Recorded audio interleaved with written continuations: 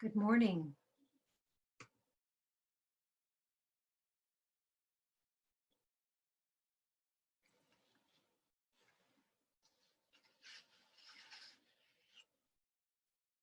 It's wonderful to see many of you.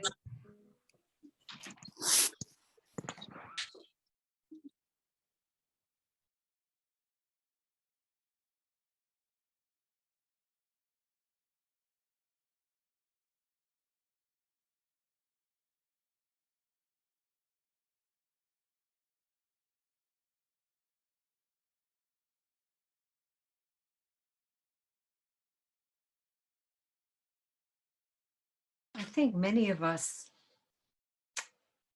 have been struck by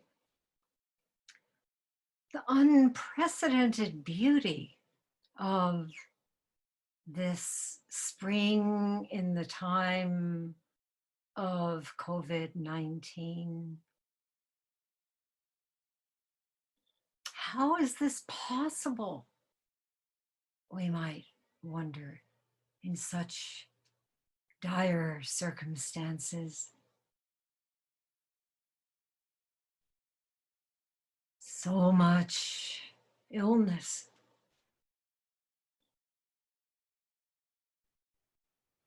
So many deaths. Collective mourning.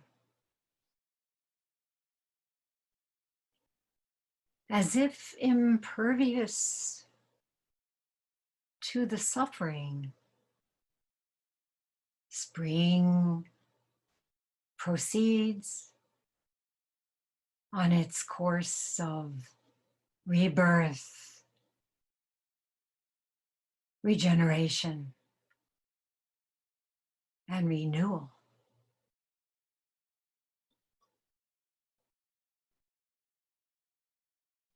In the midst of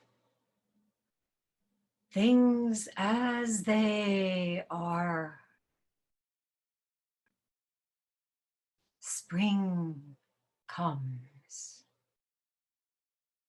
Grass grows by itself.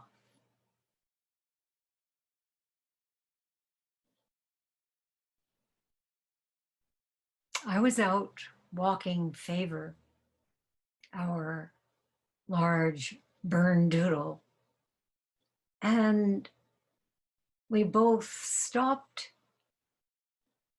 at a clump of daffodils reaching out from the light spring snow. She sniffed. I smiled. And I thought of case 6 of the Mumonkan, the gateless barrier. The Buddha holds up a flower. Many of you know this koan. One day, about 2,600 years ago,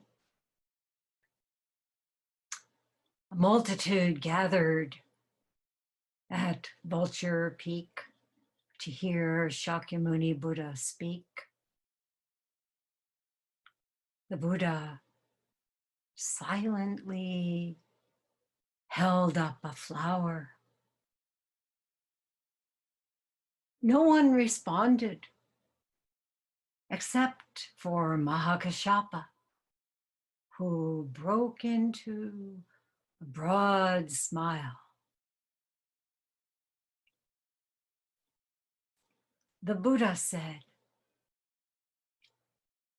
"I have the true Dharma eye, the marvelous mind of nirvana, the true form of the formless, and the subtle Dharma gate.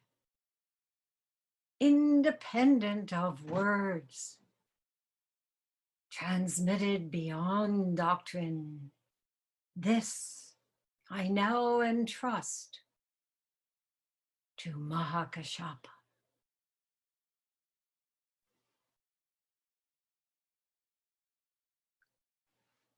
Earlier this month,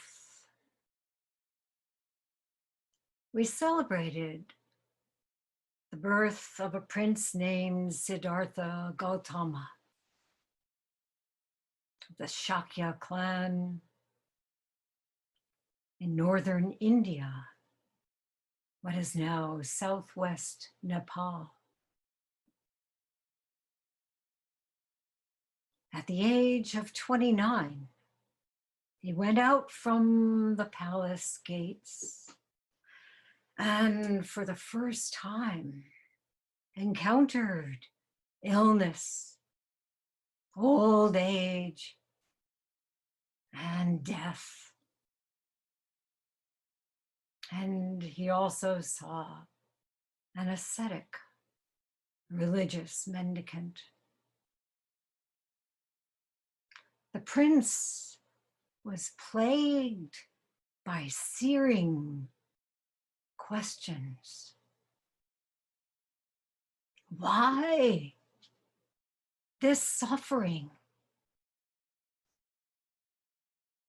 Does everything fade away? Is nothing permanent? What can I rely upon? How can I go on with my privileged life?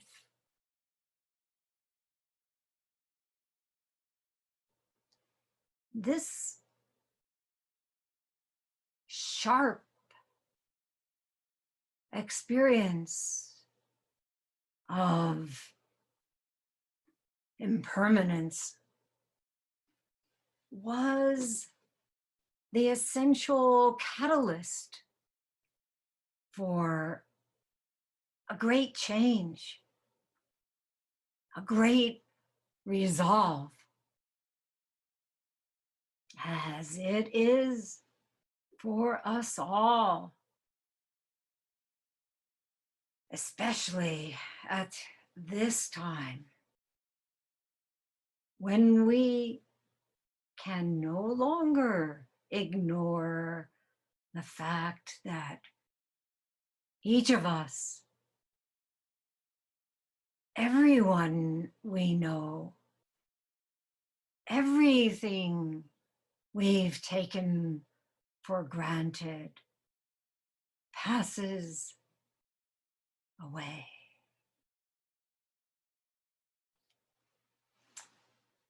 As Eknath Eswaran put it, it is this awareness of death that brings life into clear focus.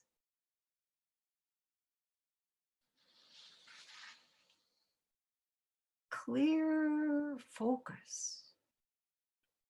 When the veils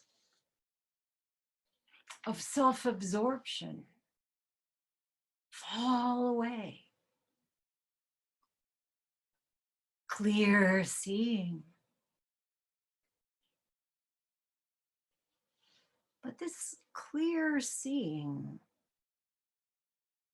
requires a willingness, a determination to undertake a spiritual journey of unforeseen, unimaginable challenges. It demands utter faith, even when everything is obscured by obstacles.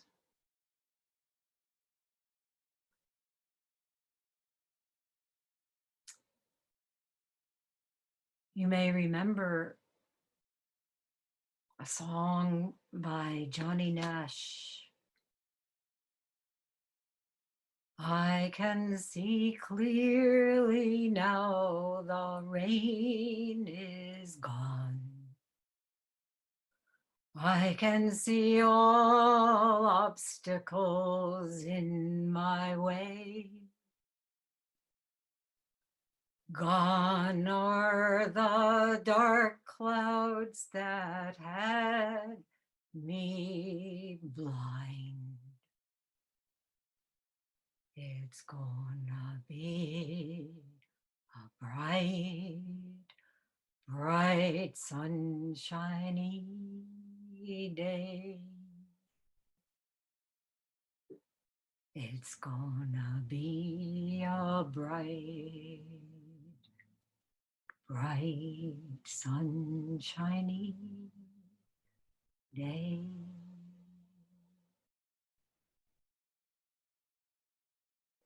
So Prince Siddhartha left his protected and cosseted environment, gave away his finery, and began his journey. He undertook 6 years of ascetic practices, and finally realizing that extremes, whether of sensory pleasure or asceticism, were not the way. He took some nourishment and sat down under a tree and said, I will not move from this spot until I have fully understood true reality.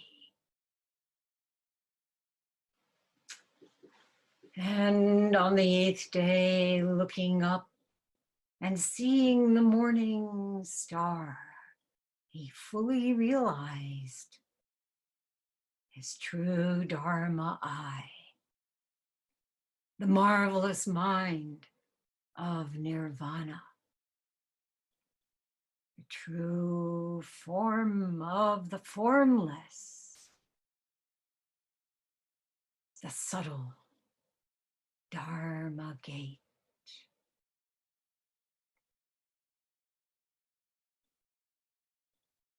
Because of his vow to awaken, he saw that star for the first time. Gone were the dark clouds. It glittered. He glittered. And there was no difference between them, despite the billions of light years that, in conventional terms, separated them. And he became the Buddha.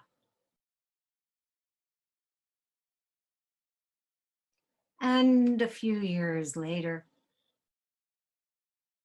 he stood before the assembly at Vulture Peak and held up a flower. He stood before this assembly on Zoom Peak and held up a flower.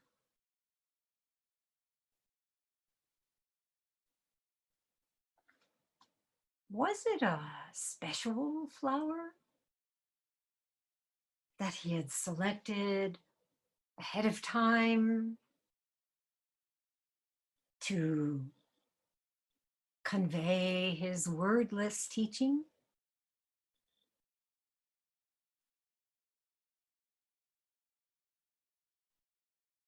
Most likely, it was just an ordinary, so-called ordinary flower growing at his feet.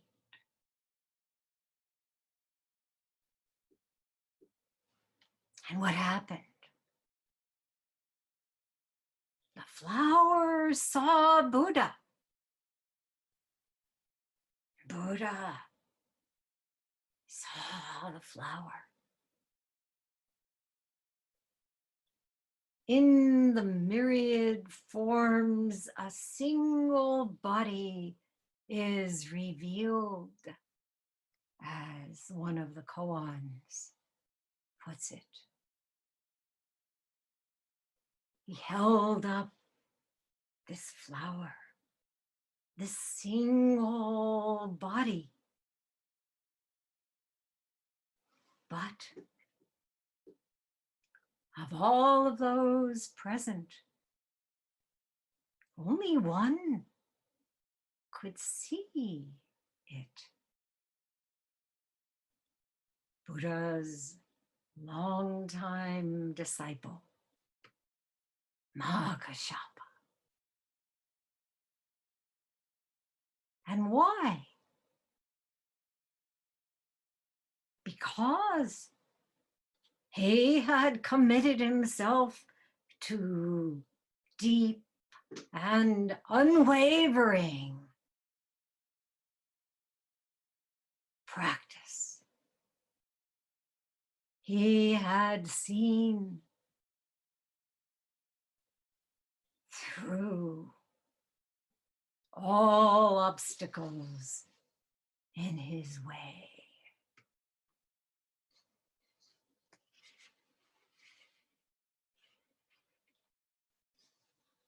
About this case, Yogin Senzaki commented, everyone was silent. Yes, apparently silent, but each mind was filled with commotion.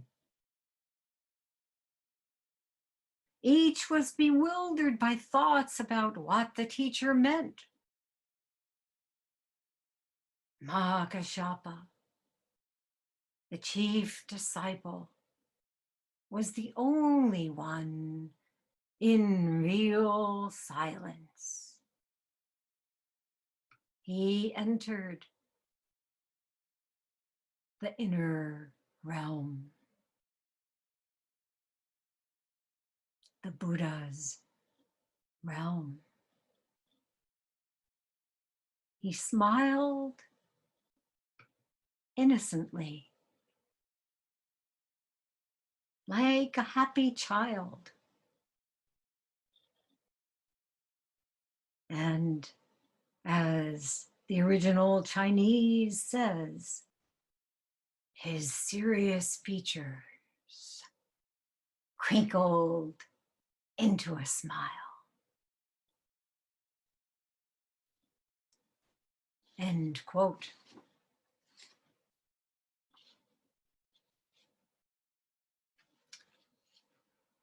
To be in real silence, even with the sirens wailing, even with family members bustling about, even with our minds overwhelmed by sadness, by confusion, by anxiety.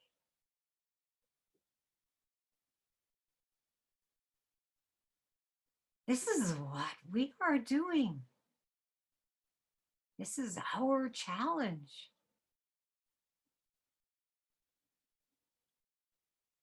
To do true practice in the time of COVID-19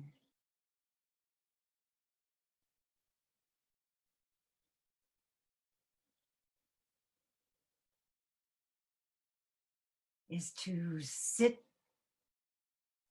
with faith amidst our doubt, with diligence and determination to enter into the inner realm.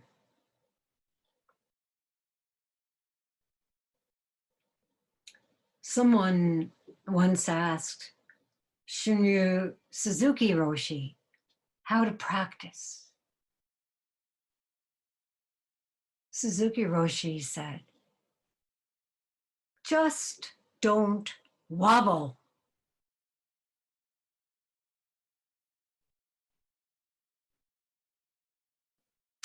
This doesn't mean that we should ignore or deny or push away our human emotions. Quite the contrary. We must feel and acknowledge our own and each other's pain and be open to what arises. Fear, irritation, grief, exhaustion.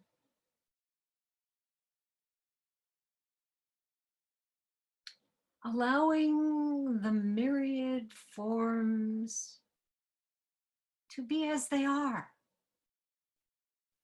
and allowing them to fade away as they do. Just as that prince did, sitting through all manner of afflictions, delusions. We must continue without being shaken from our resolve, not wavering, not wobbling, expecting nothing, no idea of time, of beginnings or endings.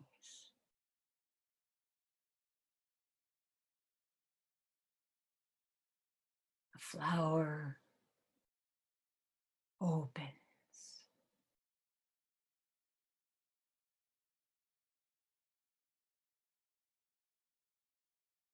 The sky is clear.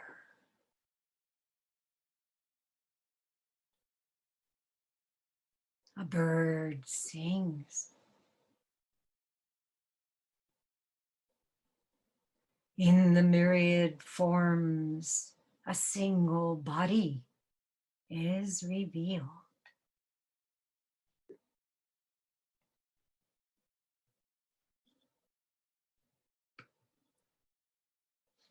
Some of you may remember a session when Yamakawa Roshi was at Daibusatsu Zendo, and he told us about offering flowers to a statue of the Buddha holding up a flower.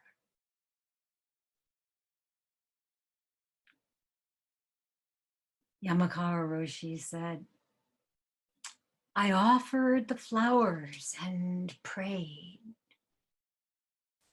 At this, I understood the reason why Mahakashapa smiled. It was simple. It was because the flower smiled.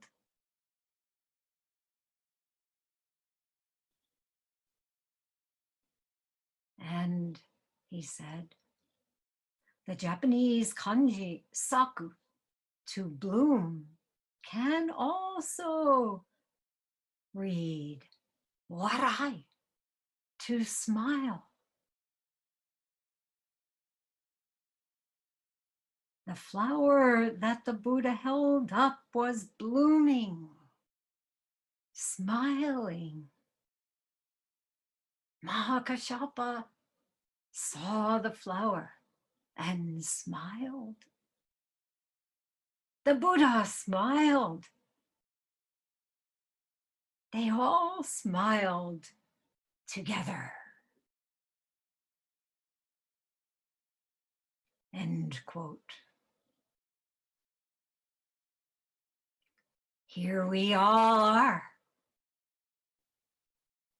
smiling together. Did that first transmission occur 2,600 years ago? No. This transmission is happening right here, right now. It's the transmission of everyday life, of ordinary mind, past and present, sacred and secular, birth and death are not to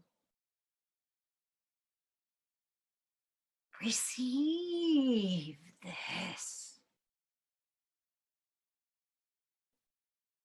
Transmit this.